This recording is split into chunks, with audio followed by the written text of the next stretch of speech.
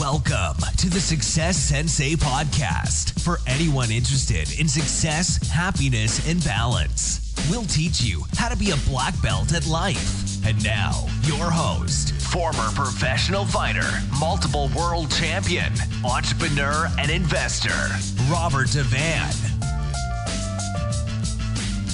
Bowing in, this is Robert Devane, the Success Sensei, helping you to win at life, one kick and punch at a time. Episode 333. Self-made success is best. It's the Success Sensei podcast main event. Self-made success is best. It's absolutely lashing outside. I think there's a storm on its way. Apologies if you hear the rain in the background. I don't think you will. The birds are still chirping. They probably don't know that the storm is on its way. Hopefully it doesn't hit too bad. And it's great to be inside in a warm office recording a podcast about self-made success and why it's the best. I suppose we should say what the hell is self-made success anyway? Well, being self-made is someone who has become successful and rich through their own efforts, their own actions, especially if they started life without money, education, or high social status. Now here you're saying to yourself, well, we all start life without money, education, or high social status, but everybody doesn't start off at the same starting point as well, you know. So self-made success is having the satisfaction of doing it yourself. You know, if you do any project that you're not sure if you're even able to do, you don't call a tradesperson and you manage to do something yourself and you do a good job of it, how satisfied, how happy and proud of yourself you actually are. So imagine doing that in your life. When we talk about being self-made, obviously everyone's thinking about, you know, being a self-made millionaire, I suppose, or, you know, to do with money. It's to do with success. It's to do with money. It's to do with life. It's to do with happiness. There's lots of different versions, as we talk all the time. There's lots of different versions of success. So there's lots of different versions of self-made success. So we'll include happiness, money, and all around life success. And it is, despite the odds, it's someone making it to the top or to their goals from their own hard work, their own resilience, their own self-belief, ingenuity, grit, focus, inspiration, ambition, motivation, all the positive characteristics and qualities that we all aspire to have. Now, there are hierarchies of millionaires in regards to how well respected they are. So maybe this is something that's discussed, maybe it's not. I would imagine behind people's backs it's discussed as to the origins or as to the process of how somebody has achieved millionaire or success status. And there is a hierarchy, and here are the three ways it could be done. So you could become successful, or in this example, well, let's just say millionaire, right? You could become a millionaire through inheritance. Okay, that's number three, the third respected model to becoming a millionaire. Absolutely, we're not begrudging anybody who is inheriting or wins, you know, a million euro or more. Why would you? We'd all accept it. And we're absolutely not saying that you're not going to use those millions or that million to springboard to the next million or to fuel your goals and fuel your ambition and to make something more of it. We're not talking it down. Who wouldn't accept a million, right? But that's when it comes to a respected hierarchy of millionaires, in third place is inheriting your million. In second place is being helped up to your million. So whatever that, whether it's family, whether it's friends, whether it's connections, whether it was through an opportunity, whether you were lent $1 million and invested that $1 million and made your own $1 million and paid back that $1 million, whatever, it's still the second, it's still respected. It's still an absolutely brilliant way to do it. If you have the opportunity to do it via being helped up, absolutely do not turn down that opportunities are few and far between. So when they come, you need to be ready. But the number one most respected way to become a millionaire, to become successful, is by being self-made.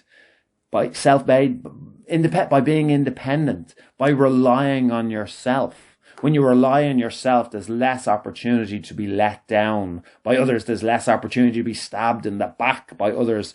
There's less opportunity for things to get messy, for drama. Self-made as a concept is something that I do think you need to, chase your goals with that kind of a mindset.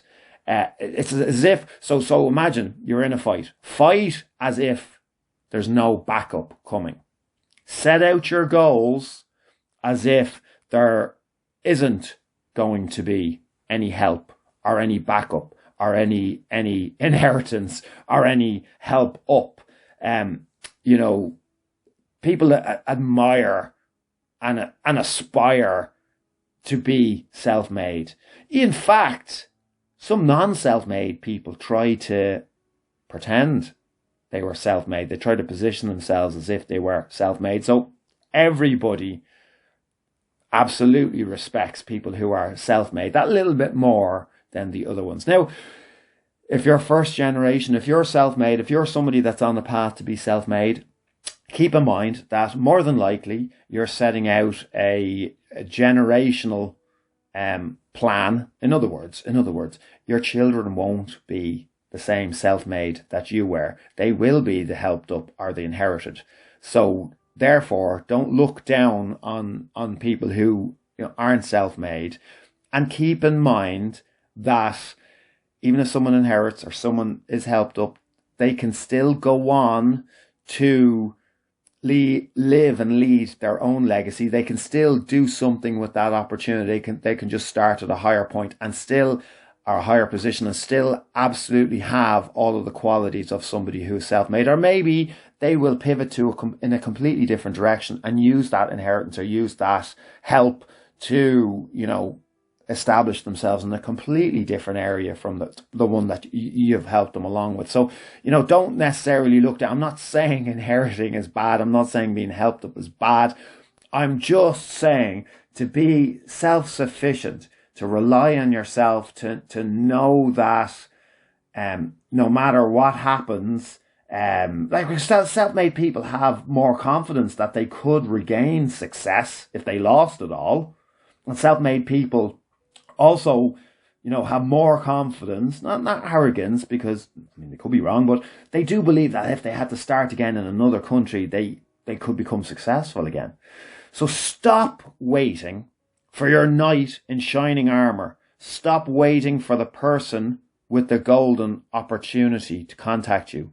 Now, that doesn't mean I'm not open to Steven Spielberg calling me up and giving me a golden opportunity. I absolutely am. But just don't base your goals and your plans on others. Stop looking to others to advance your goals.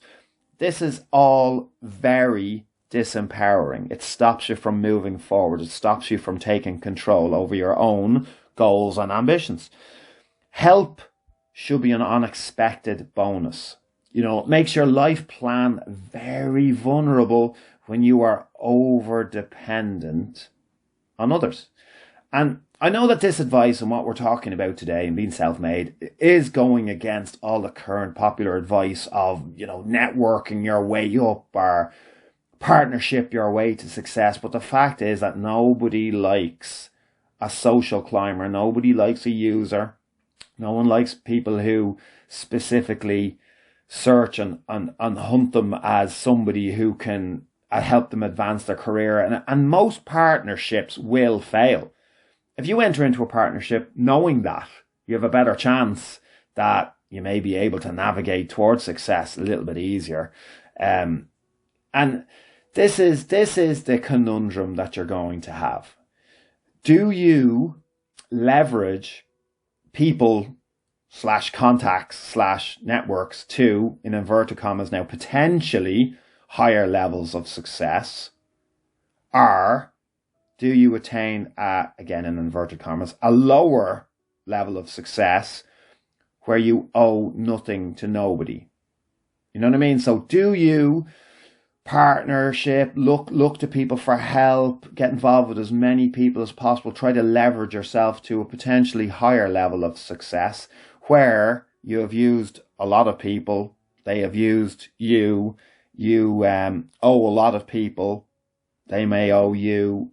Is that your strategy versus, and even if you do achieve a higher level of success, you need to decide if that's the way forward, or if doing it on your own and achieving a lower level of success, but where you owe nothing to nobody, you're never looking over your shoulder, you're not waiting for someone to pounce on you and say, I did this for you, you owe me that.